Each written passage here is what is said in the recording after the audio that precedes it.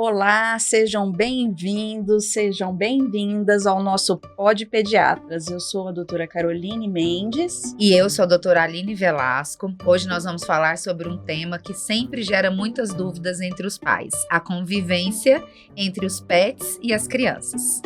Para nos ajudar nas informações, nós estamos aqui com a doutora Moara, né, que é a veterinária mais linda, mais querida, e que eu tenho assim a honra de receber aqui no Pod Pediatras para falar de um assunto que é tão importante, né? O convívio dos animais com as crianças, né? E o que isso pode refletir para a vida emocional, para o desenvolvimento físico. Verdade.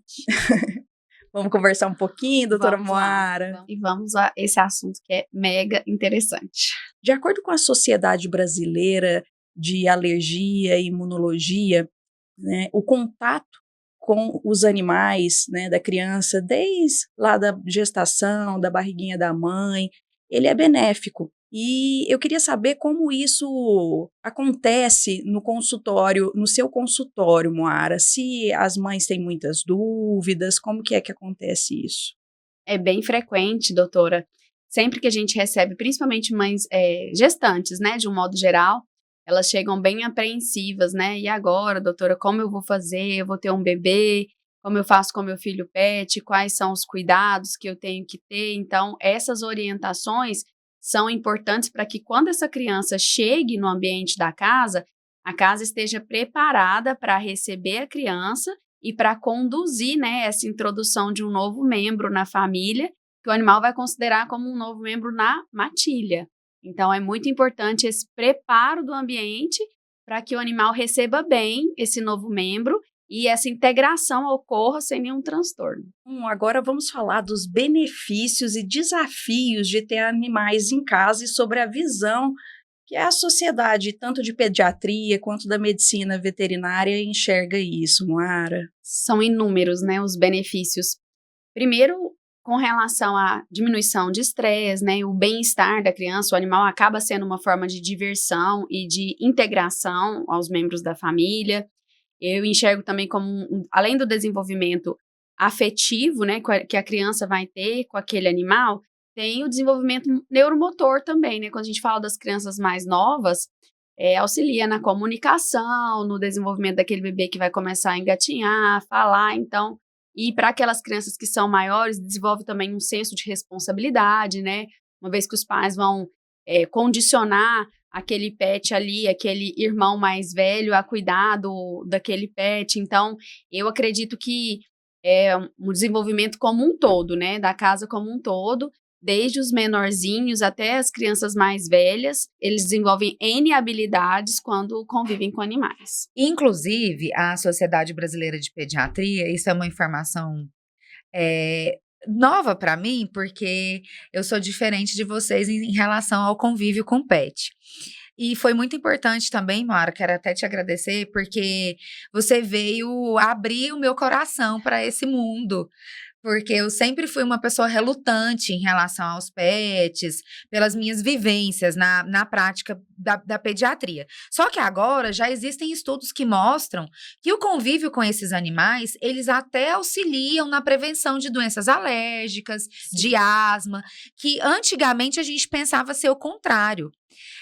Você tem a oportunidade de esclarecer isso para os seus pacientes, para as mães de pets que vão ter esses filhinhos e que às vezes têm esse receio, esse medo de, mas eu tenho que desfazer do meu gato porque meu filho vai ter asma, eu tenho que desfazer do meu cachorro porque meu filho vai ter alergia. Normalmente eles buscam esse tipo de orientação? Buscam.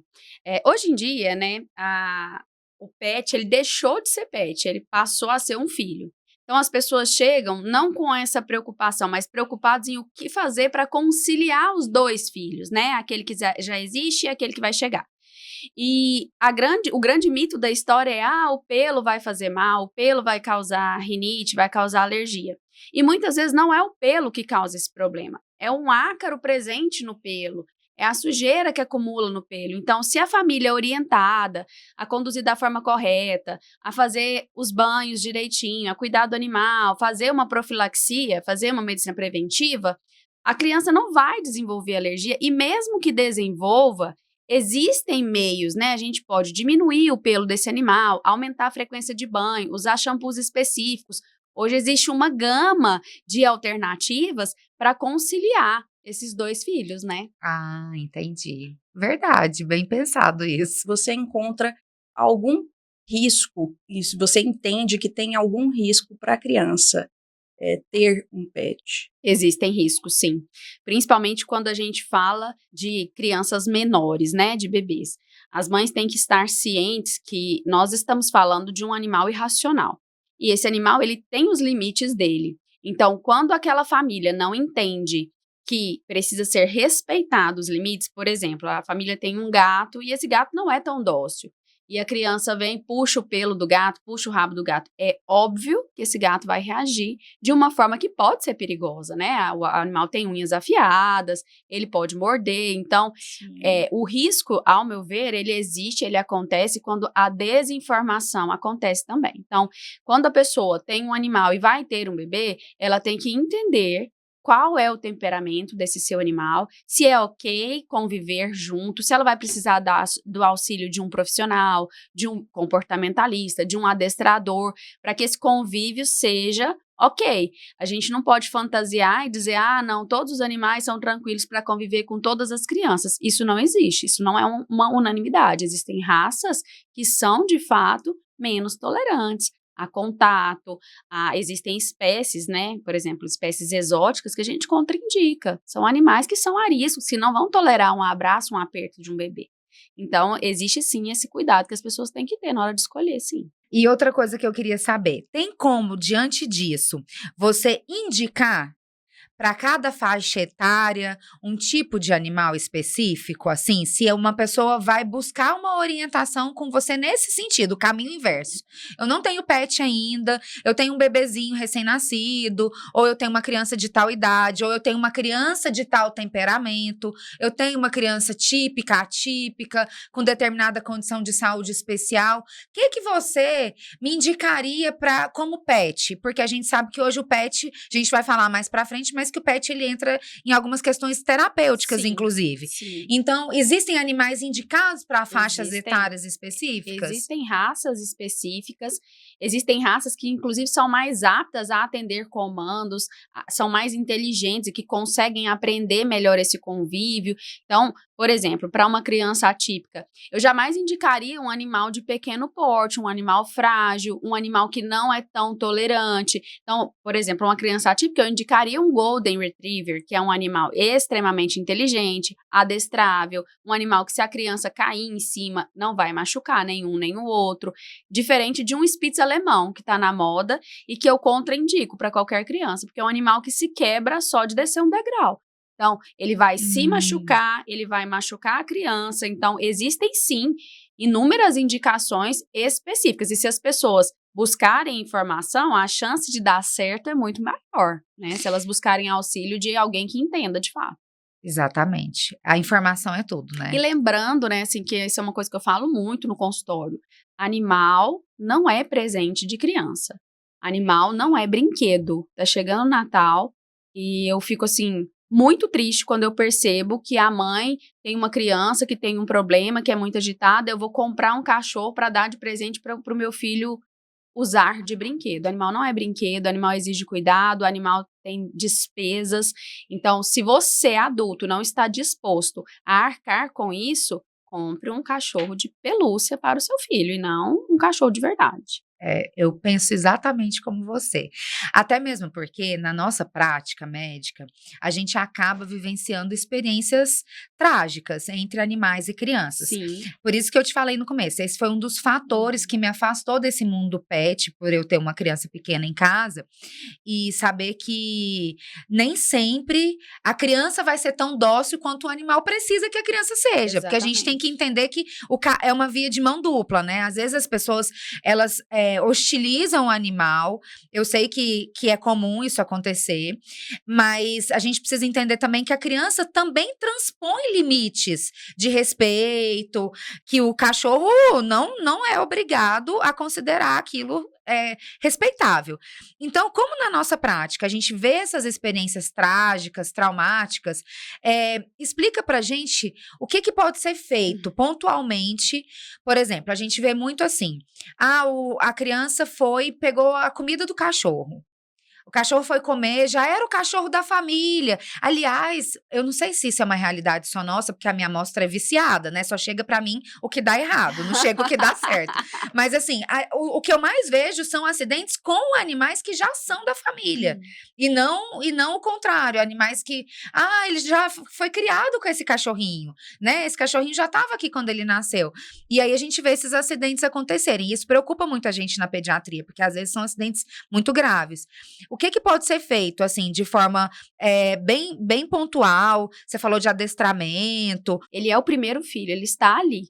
Então, ele precisa ser condicionado a conviver com o próximo filho que chegou. Às vezes, esses acidentes acontecem, igual você se posicionou falando, ele já era da família, e aí aconteceu o acidente. Sim, ele já era da família, ele tinha os hábitos dele, ele tinha o território dele. O animal é extremamente territorialista. O cachorro é o dono daquele lugar. Chegou um membro diferente e esse membro está indo mexer naquele recurso de posse dele, que é o alimento. Então, para o animal, o alimento é posse sim, e precisa ser respeitado esse limite. Um bebê vai compreender isso? Óbvio que não. Mas é o pai e a mãe que tem que compreender e estabelecer limites de segurança. Se aquele animal faz recurso de posse, aquele animal, na hora de comer, ele não pode ter acesso à criança, ele tem que estar num cômodo separado. Então, são cuidados. Eu vou te dar um exemplo bem claro. Eu tenho 3 filhas pet e uma bebê. Das minhas 3 filhas pet, uma é carta branca. Ela não se incomoda com nada, ela é surda de nascença, ela não se incomoda. A outra é uma vira-lata, mais idosa, e eu tenho uma Spitz, uma Luluzinha novinha. A minha Spitz é molecona igual a minha criança. Então, elas brincam e tá tudo bem. A minha vira-lata, ela é uma senhora, ela é ranzinza, ela já estava ali. Então, tenho muito cuidado no convívio dela com a minha filha. Ontem aconteceu quase um acidente entre as duas. A minha bebê estava no chão, sentadinha. A minha vira-latinha chegou perto de mim, fica perto já da minha bebê. A minha bebê eu estava em cima, e eu sou médica veterinária. Ela foi com o dedinho assim, ó, e puxou a mãozinha da vira-latinha. Ela foi para morder, ia morder. E eu bati a mão e tirei na hora.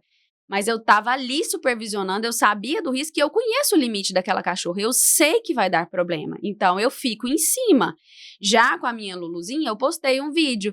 Ela lambe ela inteira, elas brincam. O oftalmologista dela, da minha filha e meu, ele me segue no Instagram, ele até mandou direct. Pelo amor de Deus, não faz isso com o meu coração. Eu não aguento assistir uma cena dessa, da minha cachorra lambendo a face da minha filha.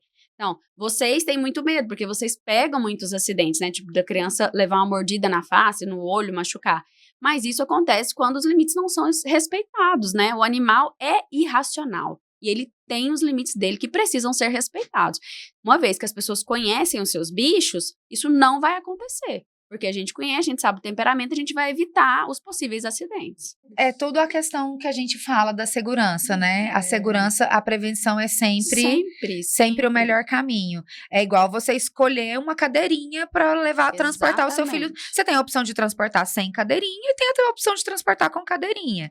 E tem a opção, inclusive, de transportar na cadeirinha sem colocar o cinto da forma correta. Então, você tem a opção de ter o cachorro e não conduzir da forma correta. Sim. E aí, você vai ter um acidente. E se for um cachorrinho um pouquinho mais, como você falou, mais ranzinza, de um temperamento um pouquinho mais difícil, normalmente é possível adestrar e fazer com que seja mais tranquila essa convivência? É possível adestrar e é possível supervisionar, né? Uhum. Então, se você sabe que aquele animal não tem um temperamento que dá para você confiar, não permita o acesso à criança sem supervisão. Isso é óbvio, isso é simples assim. Se a pessoa sabe que aquele bicho não é totalmente ok, não deixe sem supervisão. Então, isso é fato. Acidentes graves acontecem quando não tem supervisão ou quando a pessoa não respeita o limite. Você sabe que o cachorro é bravo, que ele não aceita mexer na comida e você deixa a comida acesso ao bebê. É claro que vai acontecer um acidente. Ou escolhem essas raças que você falou que não são... Exatamente. Raças, não, espécies. né? Porque tem gente que cria todo tipo de pet. Exatamente. Então, às vezes você Inclusive, escolhe... animais peçonhentos, né? Tem gente que cria animais exóticos que tem peçonha e que você não existe possibilidade de você condicionar uma relação amigável entre um bebê e uma jiboia.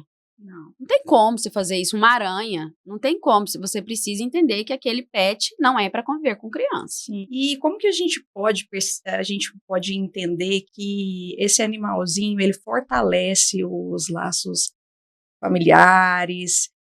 Como a gente pode estar falando aí para o pessoal da importância de se ter um animal? Carol, eu acho que o exemplo mais prático para a gente falar disso é como os cães, os animais, de uma forma geral, são usados nas terapias. Então, de crianças atípicas, né, de pessoas hospitalizadas, por que que o animal tem esse poder de auxiliar? Por que que o animal tem esse poder de trazer conforto a uma pessoa hospitalizada? Por que que esse animal tem o poder de melhorar a coordenação motora de uma criança que não tem um desenvolvimento neuromotor ok? Porque os animais têm, de fato, esse poder de criar vínculos de amor, de criar vínculos de amizade, de respeito mútuo, de carinho, né? O animal, por exemplo, o cachorro é um bicho que, mesmo a criança puxando o rabo, mesmo a criança chutando uma bola, o animal tá sempre ali, abanando o rabo, sempre ali feliz. Então, esse tipo de vínculo, de laço, não tem como você estabelecer entre duas crianças. É só entre uma criança e um animal. Eu achei muito interessante o que você falou sobre estar disponível para ter um animal. É o que eu também falo com as pessoas quando conversam comigo sobre estar disponível para ter um filho. Então, isso foi muito...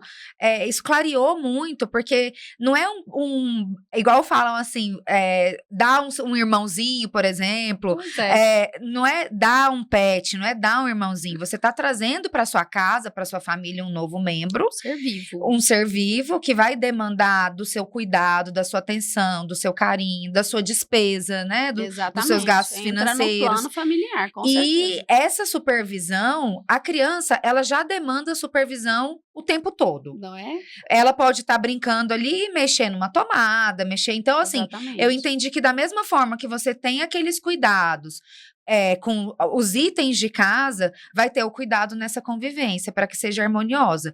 Porque você falou a questão das terapias, e eu ia até conversar com você sobre isso mesmo, sobre essa questão das terapias que hoje a gente vivencia. Hoje mesmo no hospital, eu estava de plantão e aí levar o cachorrinho para poder brincar com as crianças internadas. Eu comecei a observar isso e ver que existem crianças que ficam internadas dias, às vezes meses. Sim. E que o afago de um animal, né, esse convívio com o animal, às vezes até para as pessoas que não são habituadas ou não têm essa disponibilidade de estar convivendo com o animal no dia a dia, são momentos de alegria, são momentos terapêuticos realmente.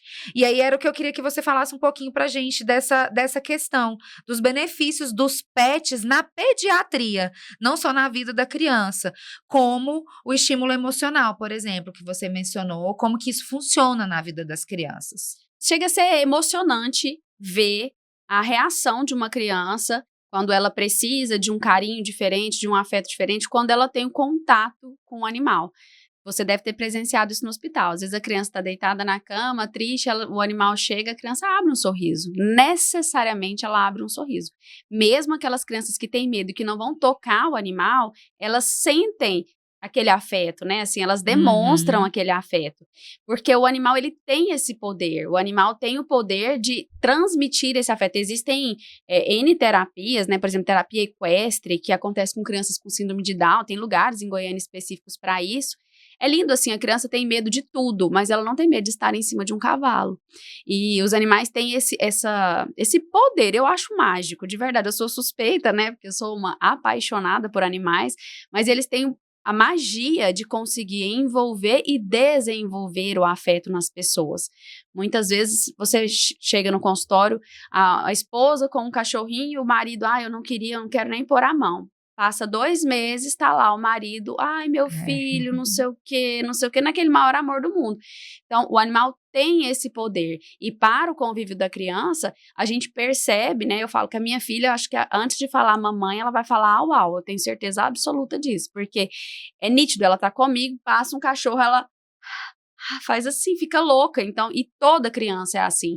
Então, os animais são usados para isso. A medicina veterinária está aí, por exemplo, para dar um suporte. Esse animal que foi ao hospital, pode ter certeza absoluta que ele passa por check-ups semanais, ele toma banho com um shampoo específico, ele passa por adestramento e condicionamento, ele tolera os puxões, ele é adestrado para tolerar. Se puxar o cabelo dele, ele não vai reagir.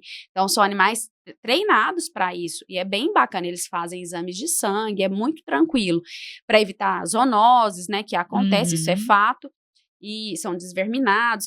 Então, a gente percebe que o animal tem esse poder, é usado para isso, existem N estudos, né, que mostram isso, e que isso pode ser usado dentro da casa da pessoa, né, basta ela ter disponibilidade para conduzir da forma correta. Existem projetos, né, o Pet Smile, no Hospital sim. Sabará, que fazem essas terapias e são muito legais. E aqui tenho. eu vivencio lá no HMAP, o Hospital Municipal de Aparecida, onde eu trabalho, eu já tive a oportunidade de vivenciar e isso mexeu comigo realmente. Eles levam os cavalos, eles andam com os cavalos dentro dos corredores do hospital para acolher aqueles pacientes que não podem nem sair do quarto, os que Imagina. podem sair, descem, vão para a área de convivência.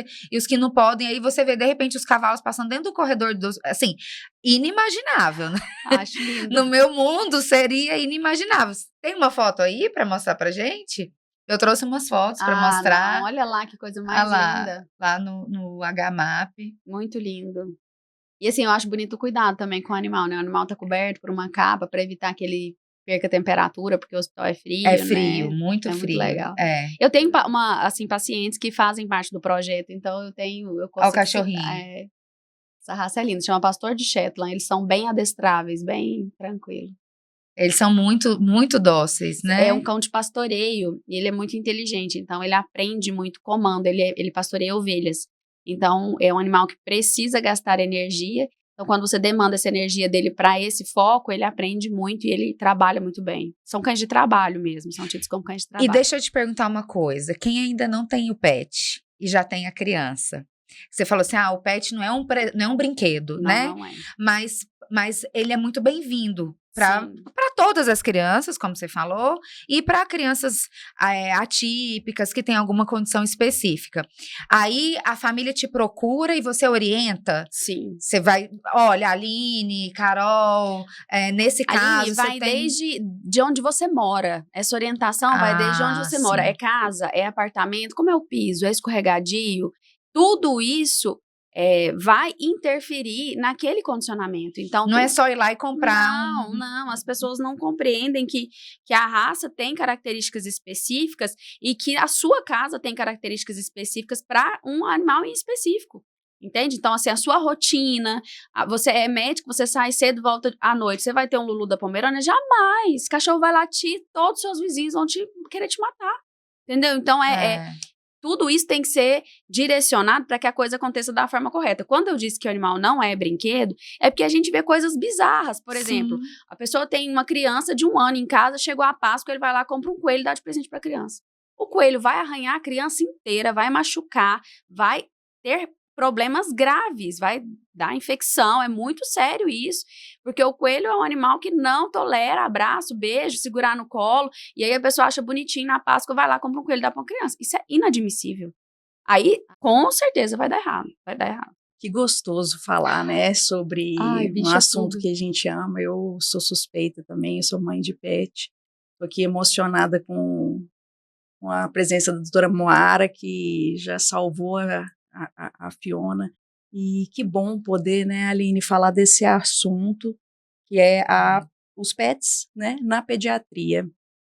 E, doutora Moara, queria fazer alguma consideração aí pra gente? Eu queria agradecer demais a oportunidade, acho muito bonito quando vocês, assim, enquanto pediatras, se posicionam e tentar entender isso melhor, né? Porque, como você disse, você pega a parte pior, né? Você pega os acidentes, você pega as coisas quando dão muito errado. E a gente, enquanto médico veterinário, a gente quer que dê muito certo.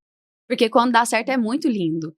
Então, a gente quer que isso dê certo. Então, é muito bacana quando tem a oportunidade da gente falar para as pessoas que dá para ser instruído, dá para ser um processo coordenado, direcionado para dar certo e para ser bacana, para que essa criança evolua de uma forma legal, que essa criança tenha valores, né? Hoje em dia a gente vê crianças sem valores, adolescentes que não respeitam nada, não respeitam os animais. Então, quando a gente tem a oportunidade de tentar criar esse vínculo, eu acho muito lindo. Olha, informação preciosa, porque para quem não faz parte desse mundo, eu acho que você clareou assim muita coisa de uma forma muito positiva. Achei muito importante despertar o senso de responsabilidade que as pessoas precisam ter em relação à aquisição, a gente fala, né? Porque você vai adquirir Sim. um pet, mas o senso de responsabilidade que tá envolvido nisso tudo.